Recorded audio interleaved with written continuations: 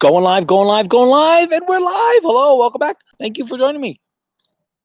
I hope you're doing well today, this day after Thanksgiving. This is day 26 since I left my apartment to drive to New Mexico to be in a movie and to be writer on set of my screenplay getting turned into a movie. So thanks for joining me. Before we go on, I just ask that you subscribe to the channel. Make sure you smash the little bell so you know when I'm going live. Feel free to comment.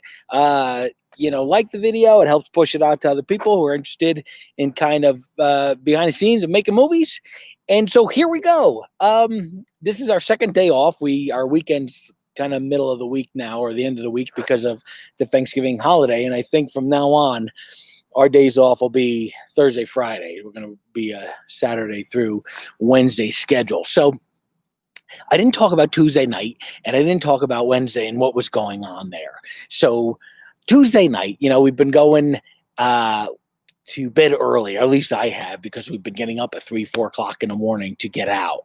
And so Tuesday night, just as I'm about to go to bed, one of the actors texts me, "Ding, ding, are you awake?" And I was just like, oh.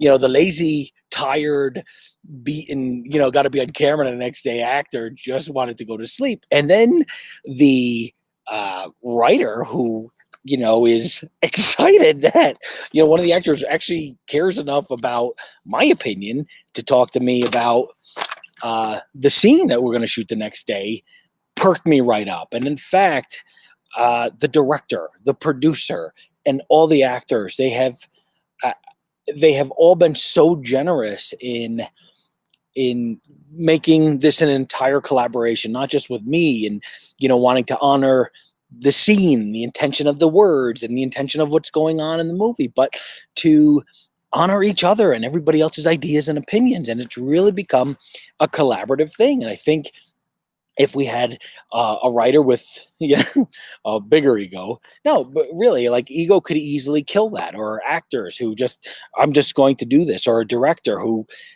doesn't want to hear what anybody else's opinion on, we wouldn't have this good a movie, and I think it's, the kind of our leadership that allows us to be very open and very collaborative. And I have to remember there was a Western that I was actually in, and it was a 22-minute, one-take short Western that my friend Justin Tate wrote and directed. It's called The Awful Kind. If you get a chance to look it up, I'll put a link there somewhere. But he asked me to be in it, and it's probably the second biggest part in the short. And he sent me the script, and I was like, "Oh, this is great! This is great! Can I take a pass at my dialogue?"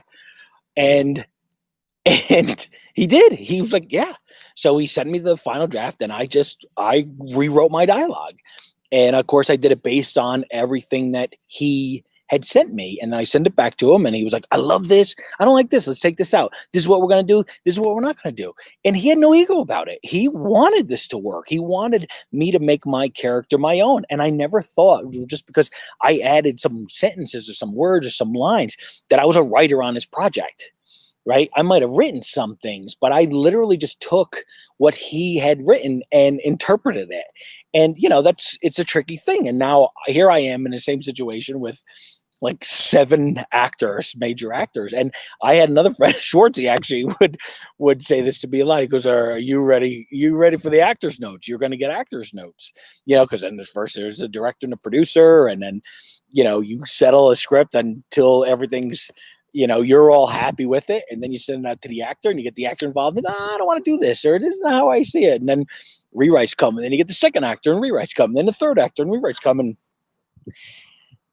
I didn't know how I was going to deal with it or accept it, because I've never really been in that position before. But it's been absolutely wonderful, and it's been such a learning experience. I mean, every actor on the set has got so much more time with actual production than I do. So why wouldn't I shut up and listen and answer questions and think about the script and analyze? So me and this actor, we got on the phone, and we were on the phone for 2 hours, 2.5 hours. And then one of the other actors was texting me, I want to say this, or I need something better for this, my opening line or whatever it is. And I was like, oh, okay. So we got to work on that. So then, I rewrote the draft based on all the notes and thoughts, and going through every single line, not just this actor's dialogue, but every line of every actor's dialogue, and analyzing everything. Now, why would he say this? And is this left over from an earlier draft because it doesn't fit in here anymore? And how to change it. And it was exciting. It was really fun. And then so we send it over to the director and the producer, and the next morning this is great, and you just need to add this. And then we get on set and we rehearse it out, and it's something's not working about it. And instead of standing around and harping on it, everybody just sprung into action. Well, here's what I think I should do. And the director's like, no, this is going to work. And then my character would do this. And all of a sudden, everybody took their characters and just became them, and it made the scene work. And I think there's a part of you as a writer who just there can't be a bigger thrill. And I know this, when you're sitting there listening to your words untouched as written, your vision, the action as written. And then, you hear they're going to change it, and maybe the initial reaction is, but then it becomes, wow, you start seeing this character you created that started out here on paper in your mind, and then on paper, and then in an email to people. And now people are taking it and they're improving in that character as that character. And you still feel ownership of it, even though they're taking it and they're adding to it. It's like building a house, but everybody's kind of decorating their room their own way. Actually, I don't know if that's a great analogy. Sounds good at the moment, but I'm not thinking it. I didn't think of that in advance, but that's kind of what it feels like. Oh, I built this house, the interior designer, maybe is our director. Now I'm going way too, I'm going way too far with the analogy, but you get the point. So the next morning, just going through it and reworking the scene, and hearing how it changes and what we don't need. Now we don't need. And so I think back and I'm like, well, why didn't we need that? And how is that going to help me in the next script that I write, to analyze everything? And I think that's such a great lesson. Analyze what every actor or every character is doing and why, and what every action is happening and why. And then we stepped aside, and then as the actor, I got a chance to shoot a scene. I mean, and I think it's one of those scenes. It's one of those things, I won't give it away, but just every actor wants to do.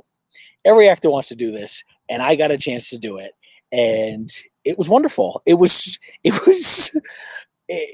so much fun, and it was pressure. And I wanted to get emotional. I wanted to like really feel emotional in the scene. And you're getting in, and the makeup lady's pouring, makeup on your face, or the makeup guy's like painting your face, and the costume lady's pouring, stuff on your costume, make it look dirty or whatever it is you gotta look like. And they're all joking, and everybody's yelling and talking and chatting, and I'm trying to get into my zone.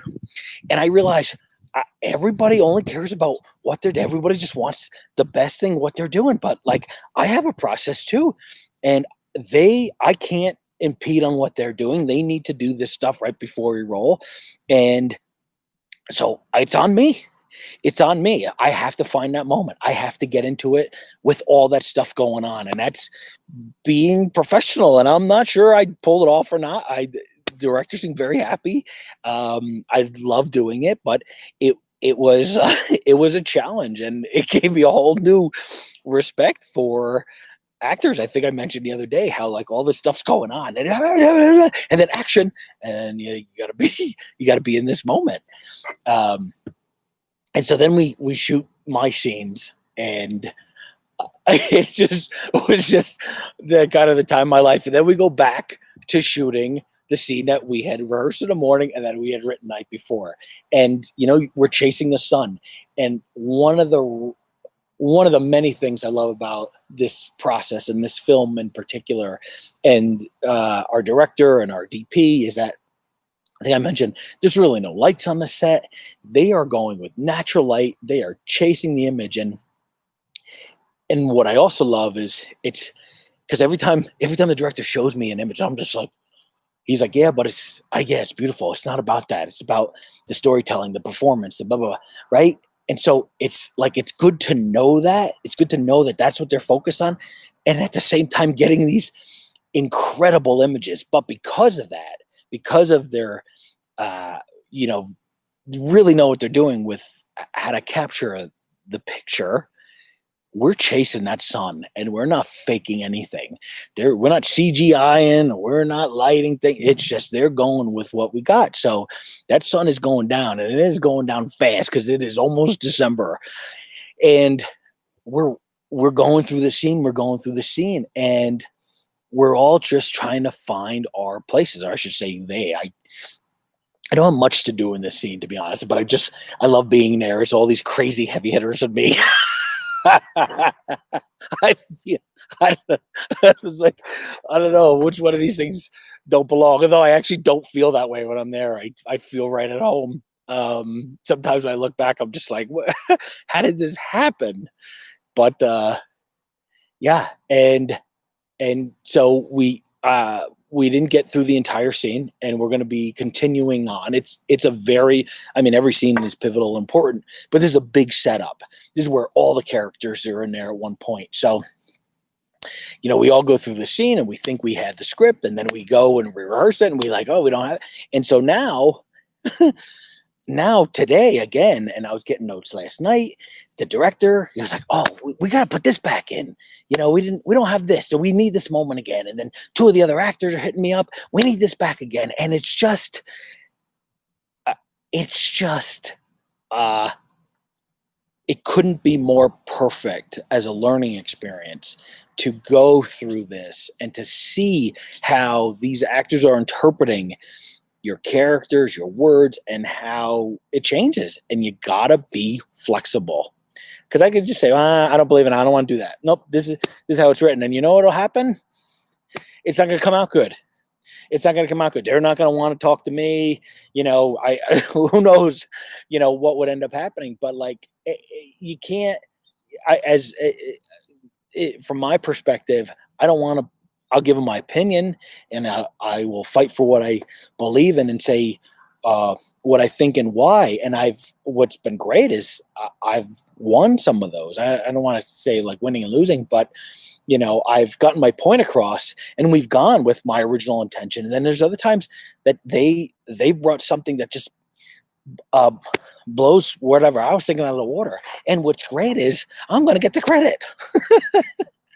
I'm gonna get to Thomas Walsh, who loves you, baby. I do, baby. I love you. You love me. Nice to see you, buddy. Anyway, that was I'm wrapping up.